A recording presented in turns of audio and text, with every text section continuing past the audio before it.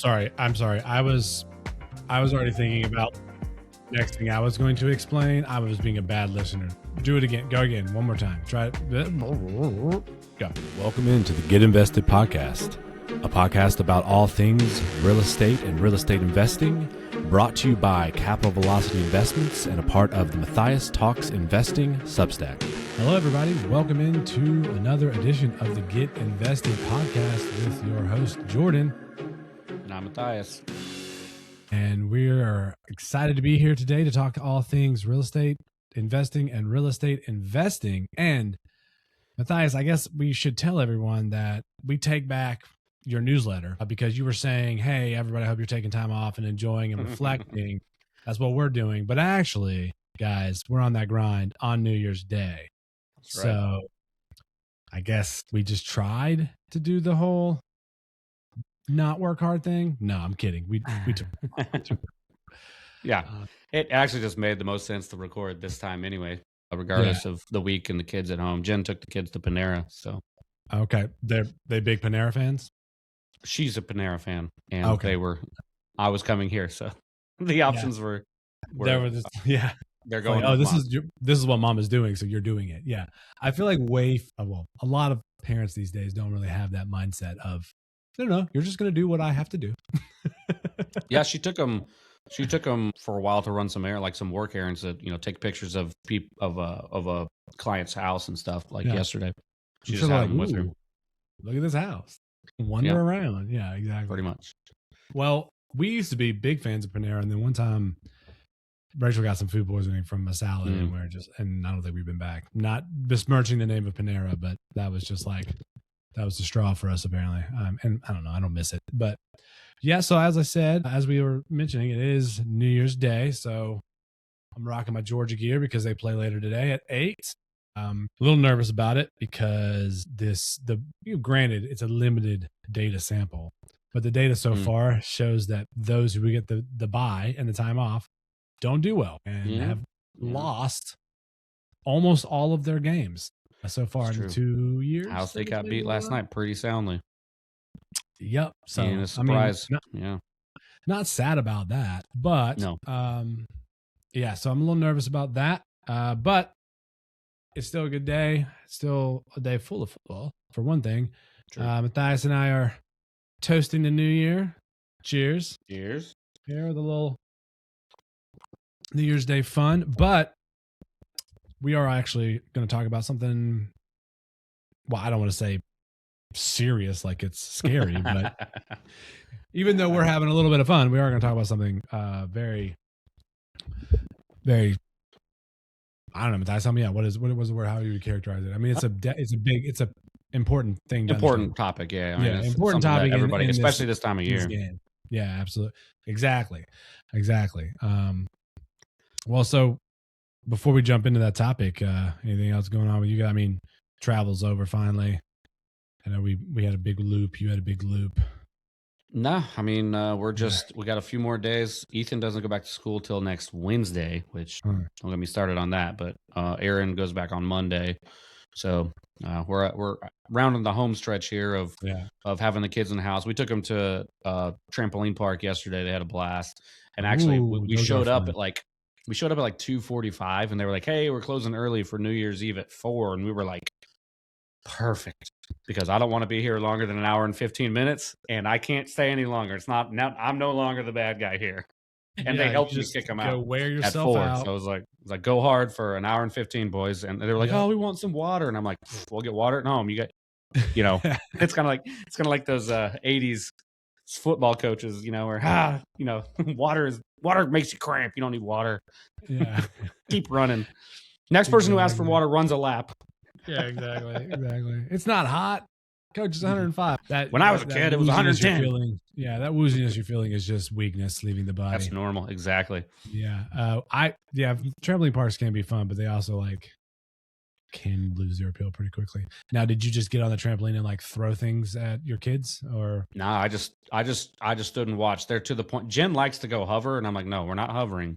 They need to go run off and do their thing. You know, we guard the exits. Nobody leaves with them, but you know, as long as because otherwise you're just standing there helping them do everything. Like they got the little obstacle course part of it over the ball pit, and you know, Aaron loves to try those things, go across, but he's not the most coordinated kid all the time. But you know, he got across one that he'd never made across before, so it was a big.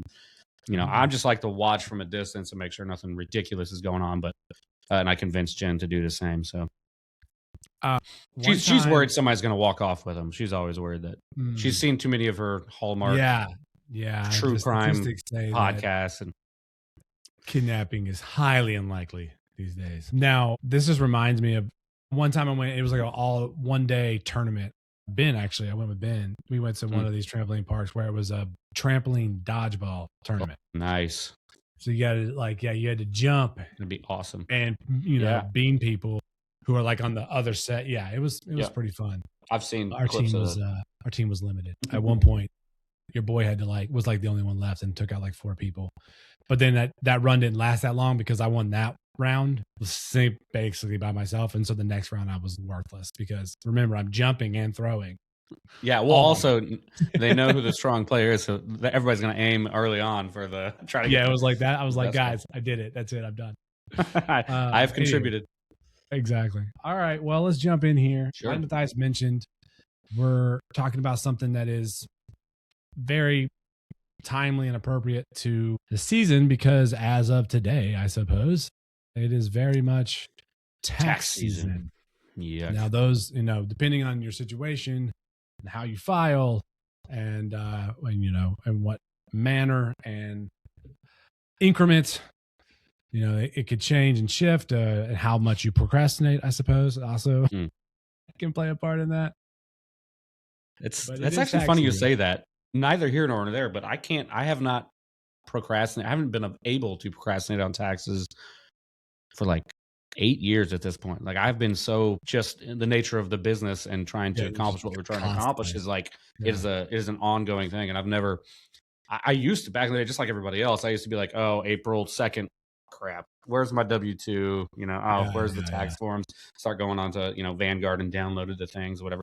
But I have not had that luxury for a long time. Well, it's a good problem to have. I'm not complaining. It's just like, it's so funny that everybody talks about it and normal people do. It's just like, man, I have meetings all year round with my CPA constantly, just because you need to if you're doing strategy and planning like we're going to talk about today.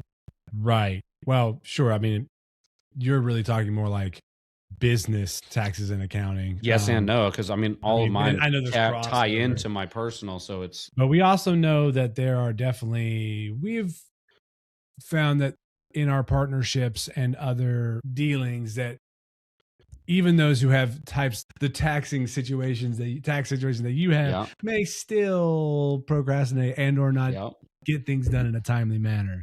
Correct. Something I have learned in 2025 is to be much more proactive in making sure partners are proactive on the tax front too.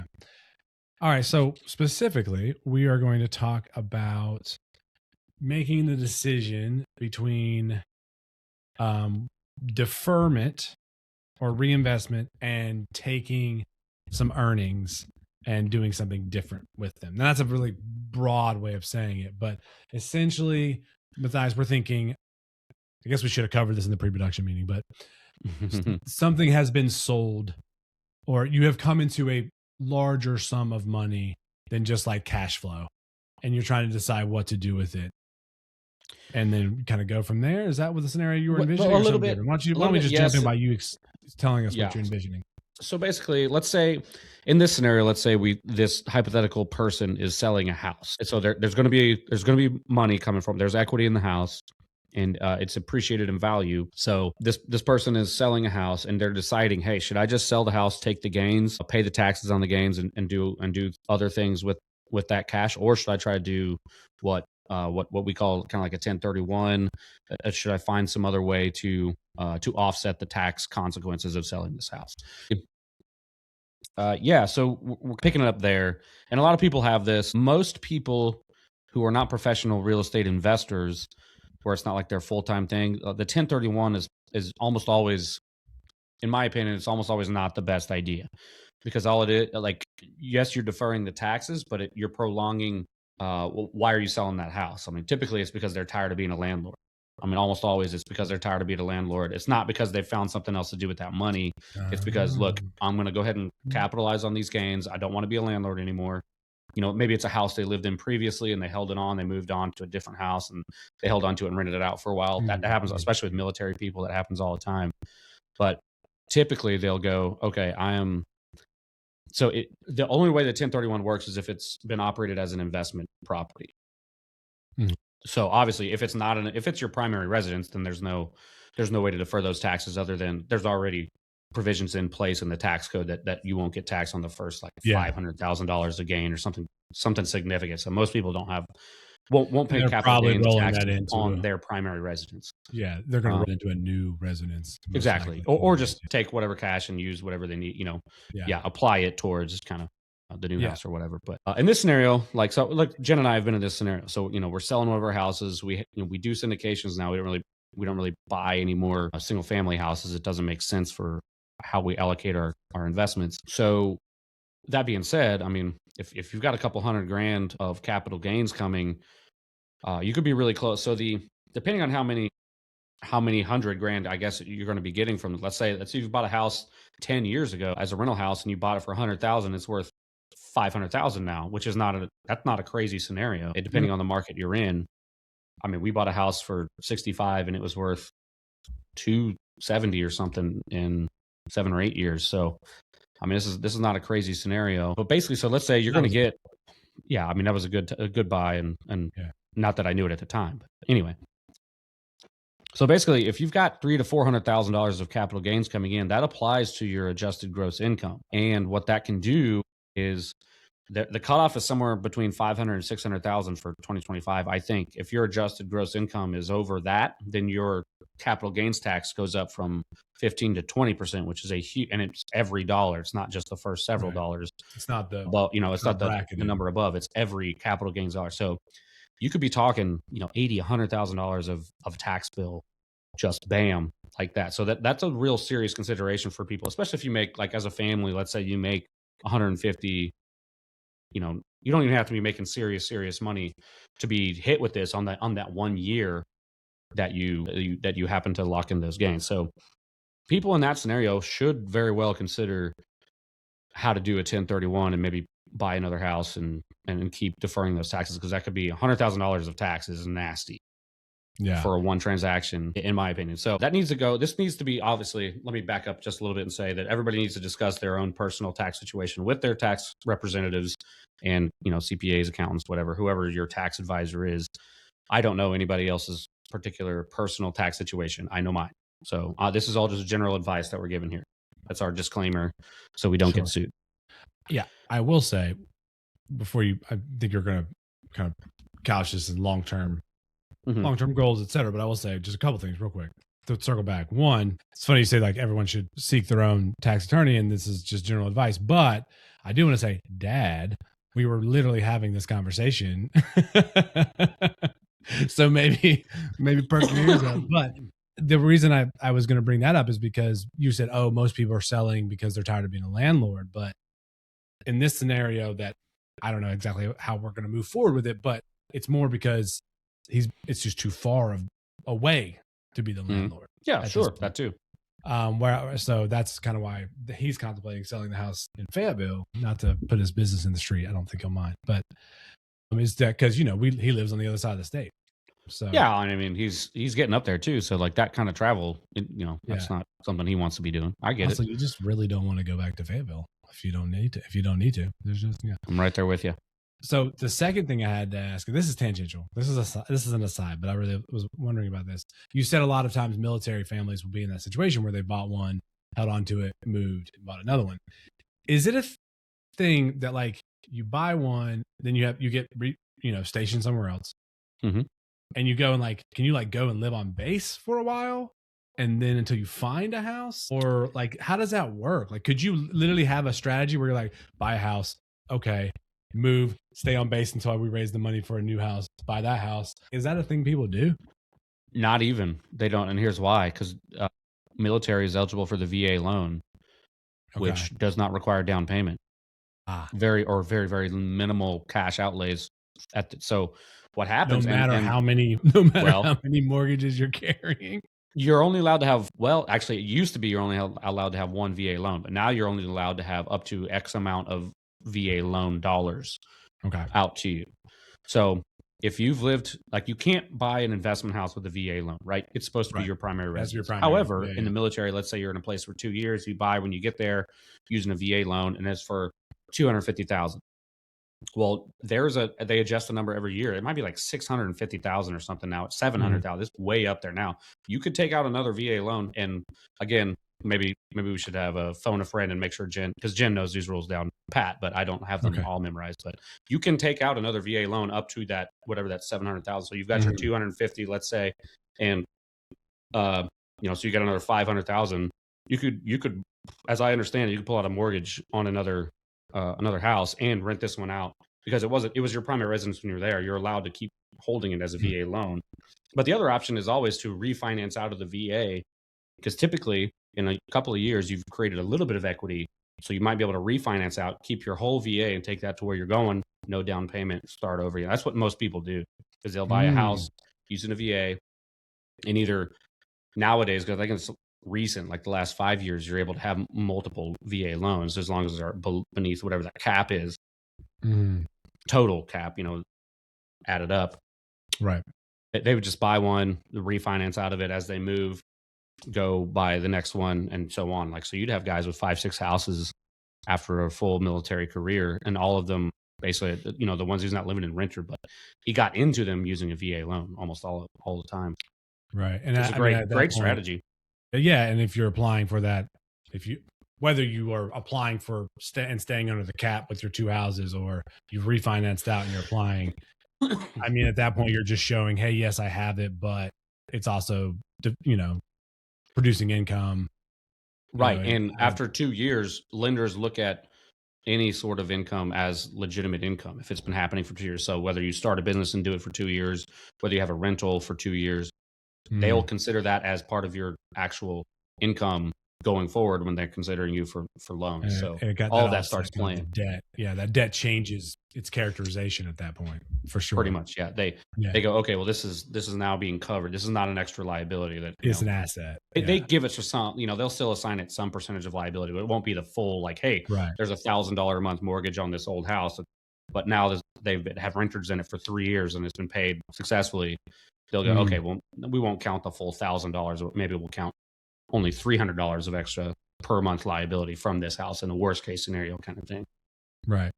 Well, so I just thought about that. The VA loan, not the same, but there are some similarities between that and the state employees type of loans. I hadn't really thought about that aspect of it, but that does seem like an aside in one way, but also in another way, it seems like kind of part and parcel with a strategy. If you are selling and moving on, if you have that lump sum income and you're trying to decide what to do with it, this could be a scenario, one of those types of scenarios. So let's circle back here to long-term strategy and making this decision. Yeah. So that's kind of the answer, really, is what is your long-term goals and strategy for building wealth, for income, for a lot of times, if you're selling a big, house, a big asset, if you're selling a big asset, you're going to get a windfall from it, but you might have a plan of what you want to do with it. Like, maybe you're starting a business, maybe, whatever it is, like there could be plenty of things that you as a life goal are trying to do with that money, whether it's buying another house or whatever. Maybe they really just want to invest in a syndication that. Well, that's what I do all the time. But realistically, it's got to align with your goals. So, but again, if your goal is long-term wealth building, cutting that $100,000 tax check kind of puts a big speed bump in that plan. So maybe if it's applicable to you, you would 1031 into a new asset and keep deferring the taxes and making income that way, or building your nest egg that way.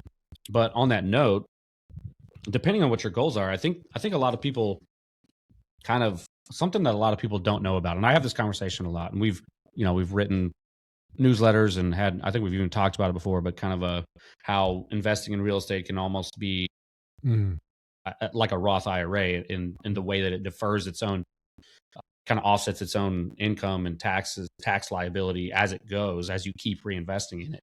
So even if you do sell and don't 1031, there's plenty of ways you can offset that tax bill with current losses, depending on, and this, if you're not a real estate professional, they don't necessarily always apply, capital gains offset by depreciation losses of something else. So this all very much needs to be everybody's individual situation needs to be talked to with, their own tax advisors. But once you get started in the real estate investing, there's basically a 3 to 5 year period.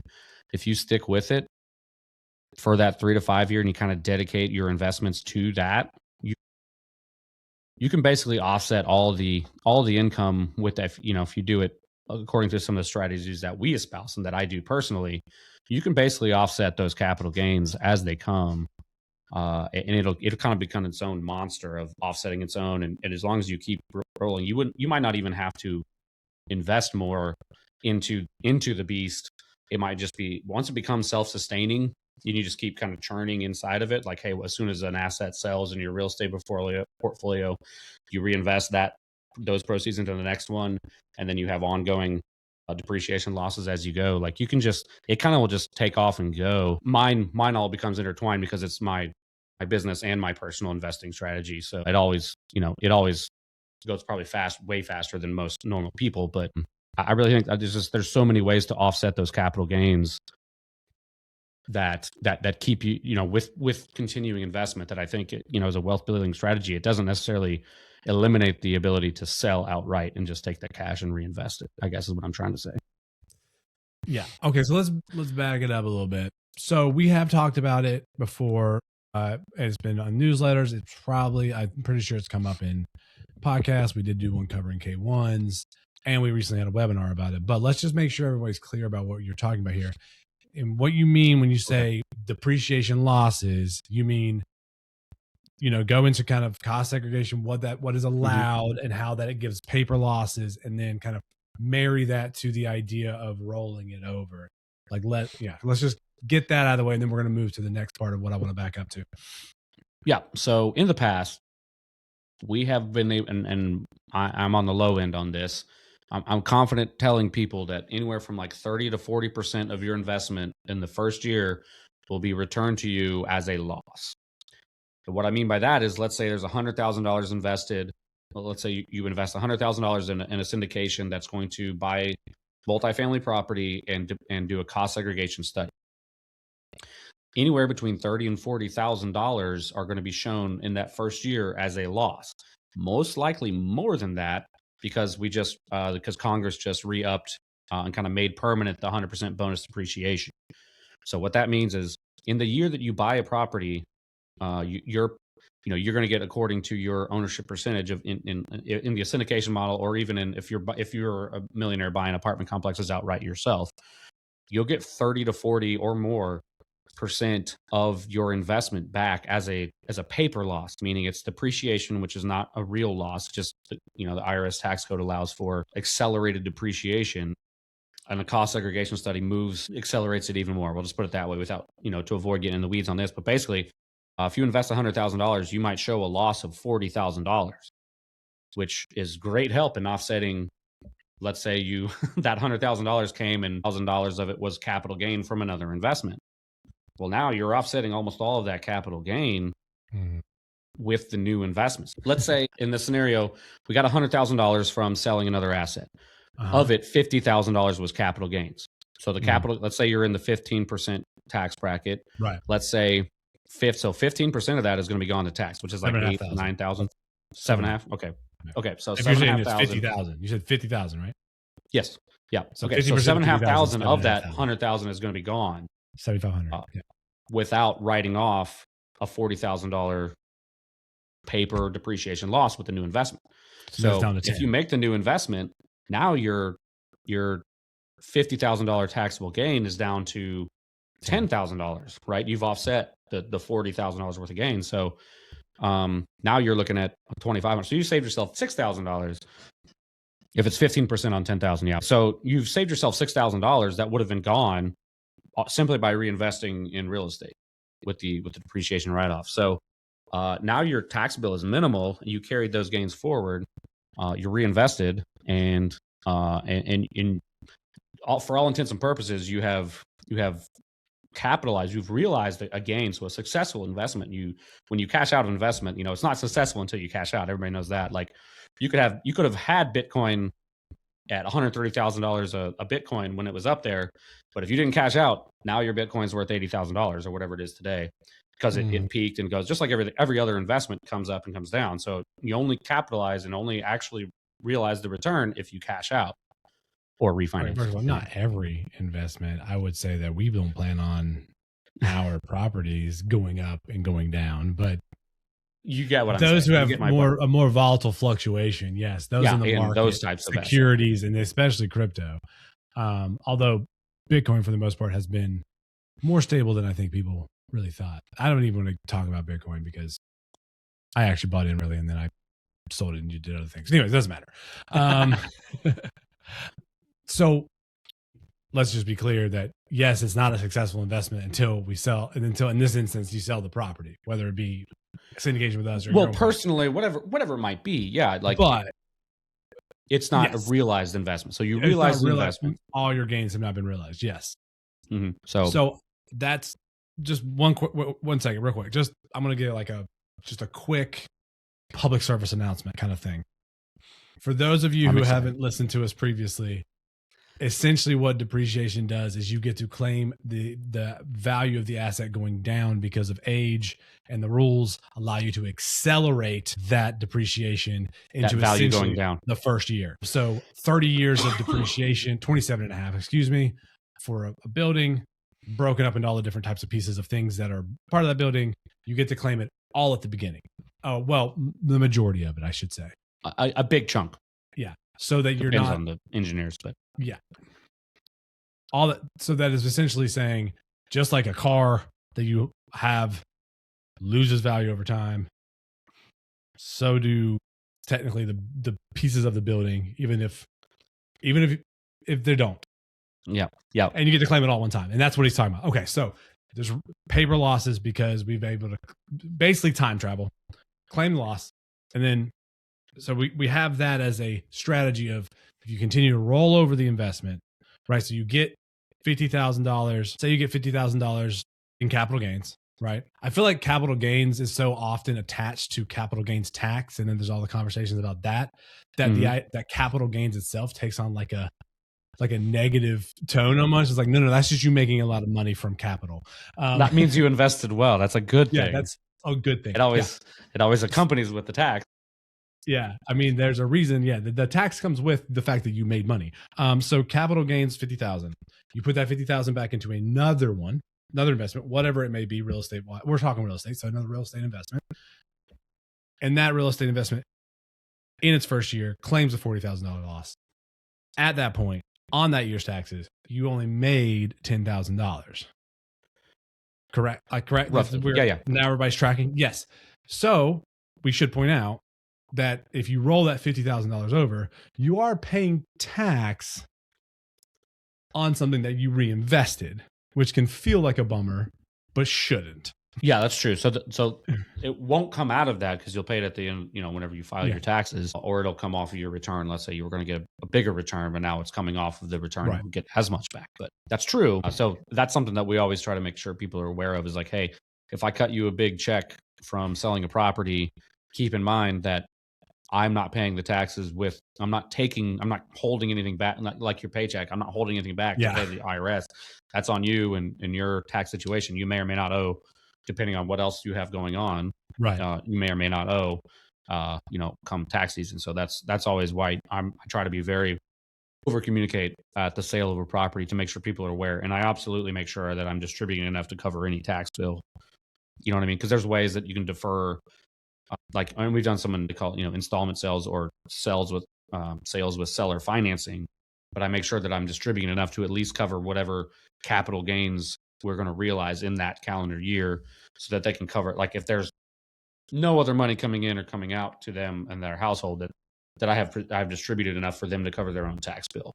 Right. Worst case scenario tax bill. And it's never close. There's never like a problem with it. But that's something that I as an operator need to be cognizant of to keep people from getting into a hot spot where, hey, I reinvested every cent that I had. Yeah. And I technically and now I owe some taxes. I don't have any money to pay. Yeah, exactly. I don't have that money. Yep. Yeah. Like and that's something Kevin Hart bit. So you got to do is got to go to the savings, got to transfer it to the checking. Yeah. It's in the other account. Yeah. Exactly.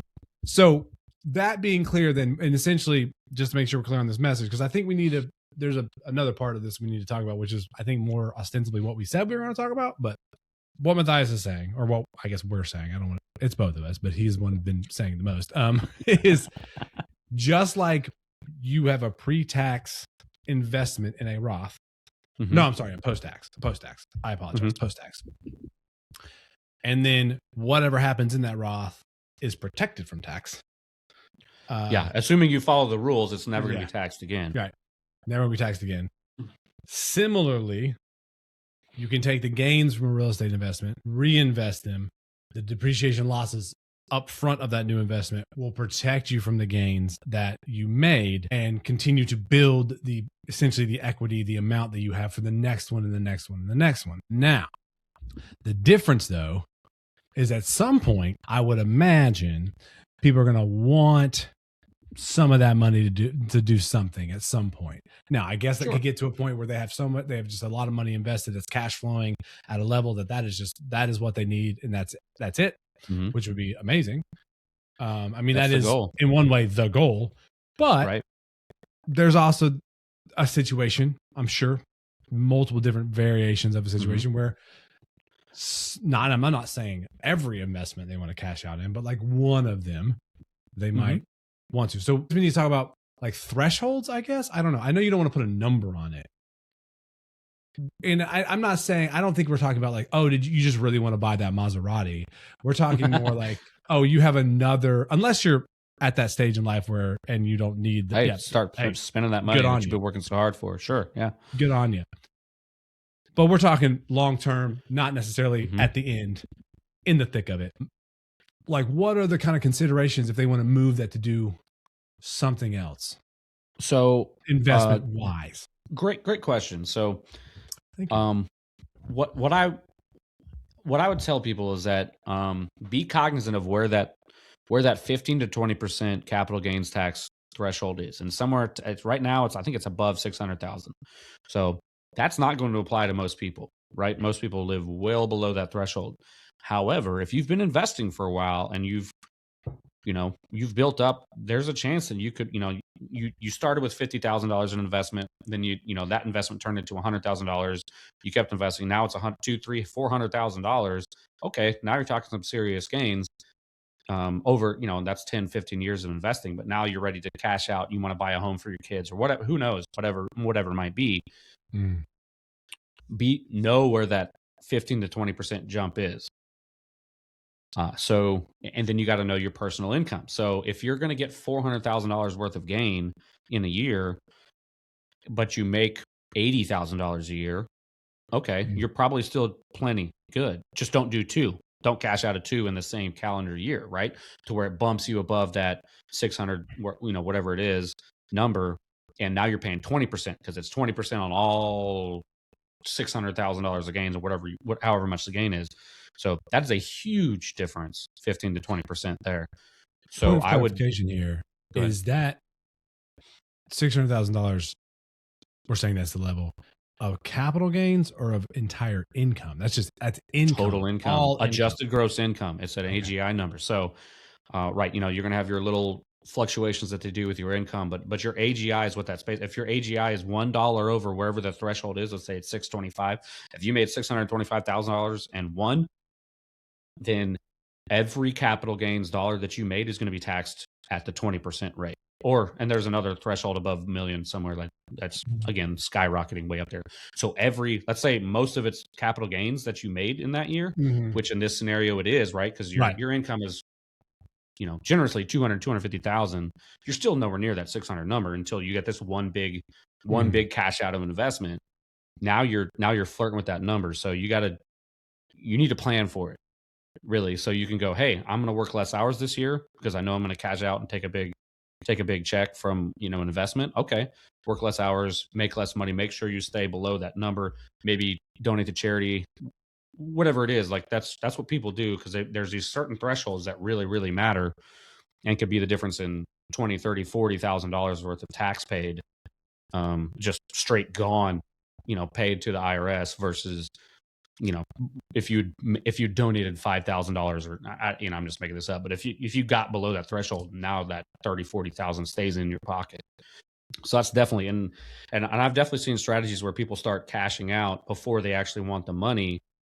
With the, let's say you're going to do $1 million thing. You're going to buy $1 million house, dream home, forever home, whatever, or you're starting a business, doing whatever it is. You start cashing out 2 or 3 years prior to whenever you want to do that, so that you don't cash out all $1 million in the 1 year. And now you're paying 23, what is it? 23 and a half, 23.8 or something is the highest. Like if you're making over like $2 or $3 million a year, I have a dream to one day care about that number. Yeah. Do you want to look that it means, up? Sure, let's do it. Oh, it's long term. 15 or 20. Okay, it's 566. I think there's a 566 is a number. So the vast majority of households are going to be in the 15% bracket. That's 64,000 of adjusted gross income to 566,000 is the number. So and most people are going to fall in there in a household, especially in a 2-income household. Over 566, 700 is the 20%, is when you go to 20. And then I'm telling you, it says over 20% plus 3.8 in IIT for over certain adjusted gross income limits, which I'm assuming is like in the millions. Yeah, I know it was in the millions. So I've yet to make $1 million a year, so I'm working on that, I guess.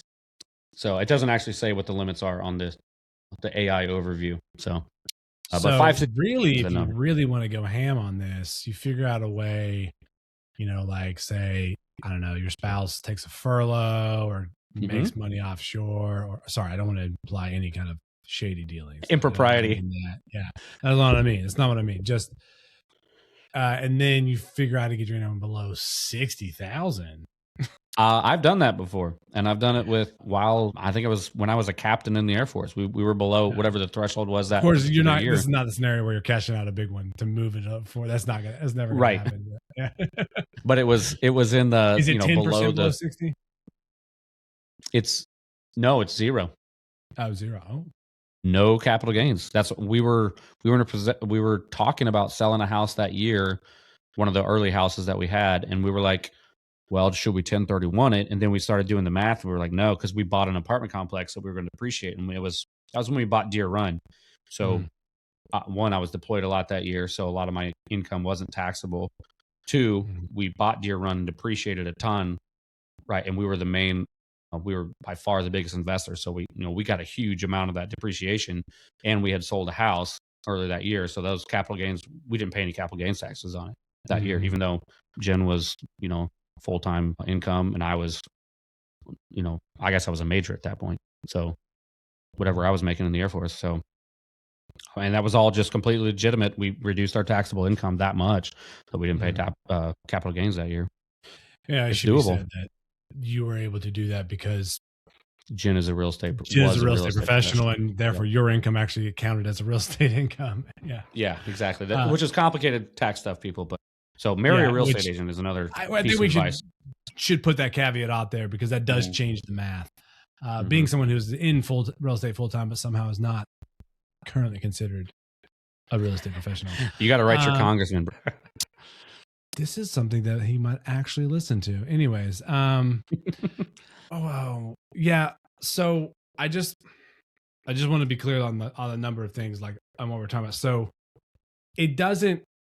there's a scenario where you have one kind of real estate transaction, and then you take that money and put it into another real estate transaction. It doesn't actually have to be of the same kind. Right. If you're just taking money, putting it into another one, that one gives you losses to claim, and you mitigate your tax burden. Sure. That's different than a 1031. Than a 1031, which is correct. also a possibility, whether that be a residential house or a commercial property, like for like. That being said, in the owner of each of what is sold, it needs to be the owner of the new property, which makes it very difficult.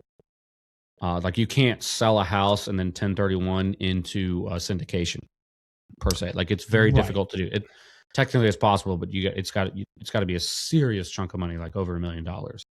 And there's a whole bunch of lawyer stuff that they do and tenants in common and different LLCs that will be co-owners. And it's very complicated. That's not for the type of investor that we mess with. Right. Well, I mean, speaking of the type of investor that we mess with, you know me, I like to make concrete examples as much as we can have concrete examples of things. Sure. Like, so let's take my father again, right? The house available I don't know if you guys who know the history and lore of this relationship and podcast. That's where Matthias and I met. His dad was stationed at Fort Bragg. My father was a minister there. This is a house that he bought in 87. I was too. Yeah. This is where Matthias's dad stayed when he came to look for a house. Look for houses to buy, yeah. It's been rented forever and ever and ever. If my father sells that house, he has, a number of options, but let's talk about 3 options. He can essentially 1031 it into another residential property, right? And continue to rent that one if he's not, because he has another house in Nashville, right? Or he could sell that, take the gains, invest it in, I don't know, say a syndication that his son is a part of, and then count the losses of that depreciation to mitigate his tax burden, right? Both of these are mitigating tax burden. In a 1031, obviously the way that happens is different than the rollover that we're talking about, of taking the gains and putting in another real estate investment, taking losses.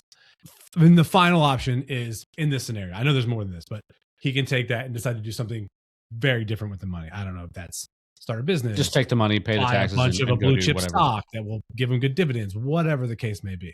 Pay off another big, say he's got some other property that he owes money on or whatever. He could do that. Like, he has all these other options, but those are kind of the big 3. So to wrap up here, let's just talk in this scenario, kind of like, what's the thinking for you as far as like, which one would he pursue? One, I would need to make sure I would, and this is something you absolutely should tell your father, is he needs to make sure how that capital gains would be classified. Because there is a chance that it would be classified like a stock. I don't think so, but to where the depreciation from a new investment might not offset those, might not apply. So it needs to verify what would apply to offset those capital gains, and that because of how he's managed it himself. It's not necessarily a passive activity, whereas investing in a syndication is considered a passive activity.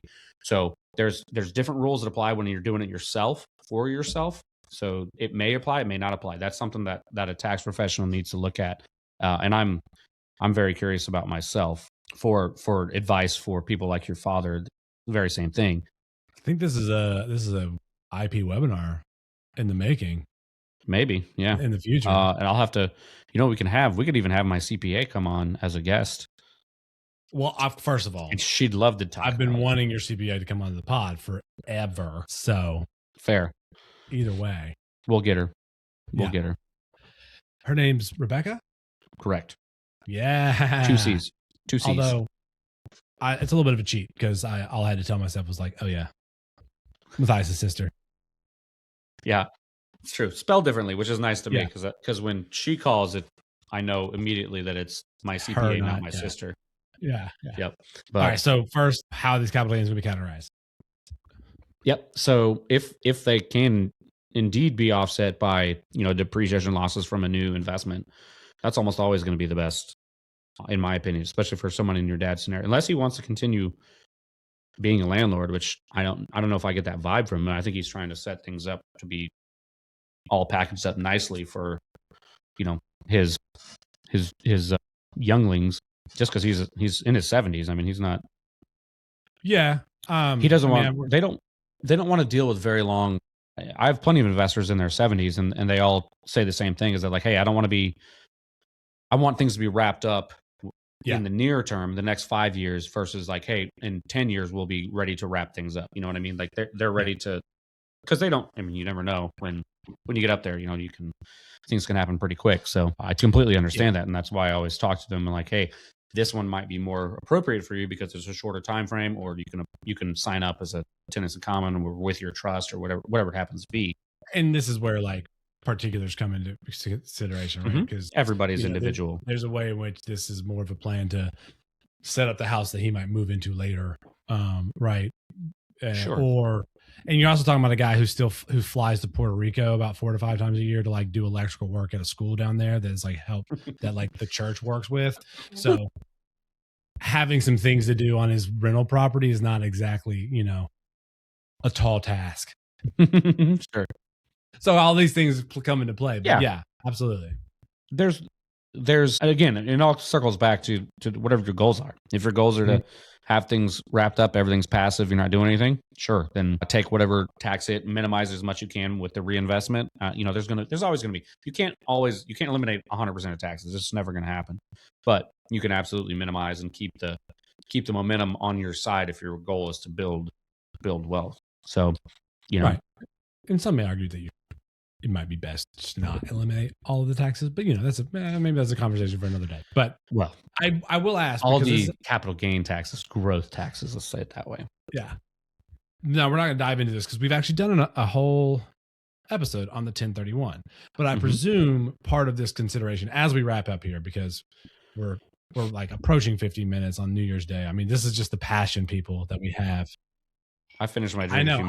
Me too. Look at this dedication. We've been delaying the second drink. I think clearly the answer would be deciding between a 1031 and another type of real estate investment would be the payoff trade-off between what is saved by doing a 1031 and what is gained for you in this scenario. Versus like, you know, if you don't want to have that residential house, that is your responsibility. So maybe you end up paying more in taxes to roll over into to accomplish the goal of not having moving all the, you know, your investments to passive to where you're not the one running it every day. Yeah, totally. Right. So that's why I say go back to your goals. What are you trying to accomplish? You know, if your goal is to live off of your passive income and travel the world, then 1031 isn't necessarily going to help you because you're going to have to be managing it that much longer until you do it the next time or whatever. It's not unless you know, can 1031 up into something to where you hire a full-time manager and they do it for you. That could work. But that takes time. I mean, you know, so it all ties back to the goals. And I would, you know, I love talking about this type of stuff. So anybody, you know, tell me your goals and I'll tell you my ideas of how you can get there or the best ways or what I would do. You know, that's kind of why we do this podcast, right? Right. Is where this is what I'm into. This is what I spend all my time learning about and doing. So I'm happy to share what works, what has worked for me, what might work for other people. That's why we do this, you know? Yeah. And I think that's a great way. You wrap the ribbon around the present and you pulled it tight. And now I'm just going to make that bow because do it. If you have any situation, conversation that you would like to have, that you would like to talk to Matthias about and get his thoughts on, or if you are interested in learning more about these passive investments and moving out of maybe more active positions, feel free to reach out, get in touch with us. You can comment on the bottom of the Substack. You can comment on Spotify. You can send us a message on, you can contact us through a website, capitalvelocityinvestments.com. You can hit the chat bot up. We just actually had a deal sent through the chat bot the other day. That was exciting. It's a new one. I mean, the deal wasn't good, but the fact that they sent it through the chat bot was exciting. Exactly. So please reach out. We would love to hear from you. Otherwise, we're going to wrap it up here and just wish you guys a great 2026. Absolutely. And as always, appreciate you guys listening, and we hope you come back and will be a part of the next edition of the Get Invested podcast.